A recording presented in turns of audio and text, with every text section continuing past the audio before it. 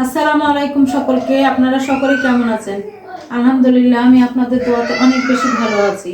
তো কালকে আসলে আমি একটা ভিডিও আপলোড দিতে চেয়েছিলাম, কিন্তু দিতে পারিনি। আজকের ভিডিওটা অবশ্যই যদি সময় থাকে স্কিপ না করে অবশ্যই ভিডিওটা সম্পূর্ণ দেখবেন।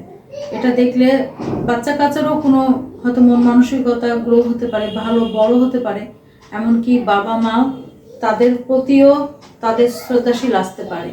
বাবা মা তো বাবা মাই, বাবা মার উপরে কিন্তু কিছুই হয় না। একটা গল্পটা করি, হ্যাঁ, গল্পটা শুনবেন, সকলে মনোযোগ দিয়ে শুনবেন।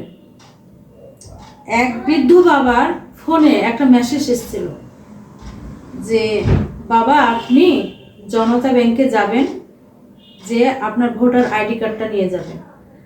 এখানে আমি কোনো রকম কোনো দিলাম না, পিনকোড দিলাম না, এটা গোপন থাকবে। আপনি জাস্ট গিয়ে আইডি কার্ডটা দিবেন, দিলে আপনি টাকাটা পেয়ে যাবেন, আপনাকে কোনো প্রশ্নই করবে না।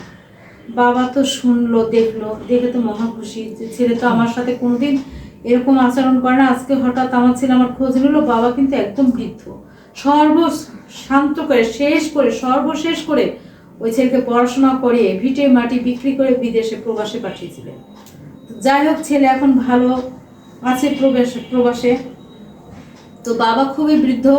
বাবা কি করলো, লাঠিতে ভর দিয়ে দিয়ে দিয়ে দিয়ে ব্যাংকে আসলো। সবাই কিন্তু ভিডিওটা শেষ পর্যন্ত দেখবেন, নাহলে বুঝতে পারবেন না। বাবা কি করলো, ওই ব্যাংকে আসলো। ব্যাংক অফিসার বলছেন যে বাবাজি আপনি এত বৃদ্ধ মানুষ কিভাবে ব্যাংকে আসলেন, আপনি কাউকে তো সাথে নিয়ে আসতে পারতেন।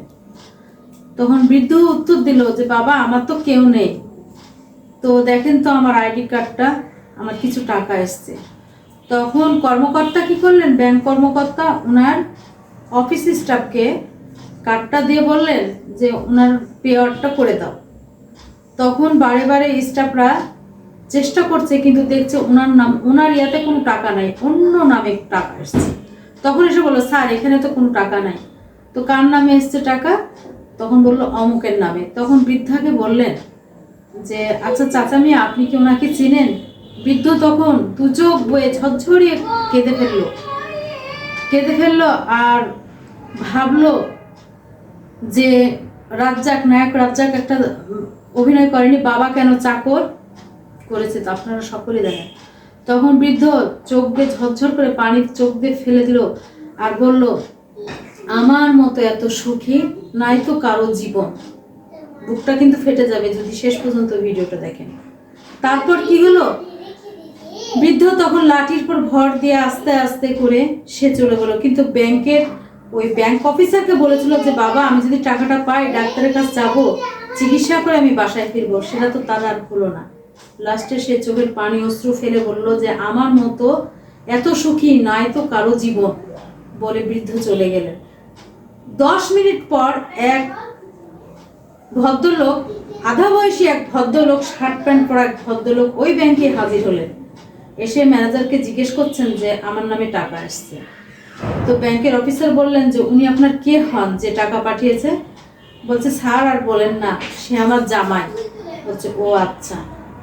বলছে জানেন স্যার, জামাই আমার নামে প্রতি মাসে টাকা পাঠায় আর খালি বলে বাবা আপনি চেক আপ করে নেবেন আর ফলমূল খাবেন, জামাইটা আমার পাগল, এরকম কথাটা বললো। তখন ওই অফিসার বলল যে হায় রে কপাল, টাকা ঠিকই তাকে দিল। অফিসার নিজে নিজে বলল, অনুতপ্ত হলো যে হায় রে কপাল, সে বৃদ্ধ বাবাকে ভাত আর কাপড় নাই বা দে, সেটা কোনো বিষয় না, কিন্তু এই অপমানটা তো সে না করলেও পারত। আমার ভিডিওটা কি আপনারা বুঝতে পেরেছেন? এই অপমানটা বাবাকে না করলেও পারত, তাই না? তো যথাযথভাবে সবাই কিন্তু বাবা মাকে সম্মান দেওয়ার চেষ্টা করবেন। এই বাবা মা যদি খুশি হয়ে যায় আপনার প্রতি, আপনার সারা জীবন কোনোদিন আপনার অভাব হবে না। আর এই বাবা মা যদি আপনার প্রতি অসন্তুষ্ট হয় ভাই বোনেরা, কিন্তু সেটা কিন্তু কুলানোর থাকবে না।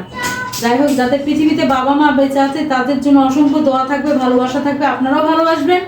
আর যাদের পৃথিবীতে বাবা মা নাই তাদের জন্য অবশ্যই দোয়া করবেন যেন আল্লাহ রাব্বুল আলামিন তাদেরকে জান্নাত নসিব করেন।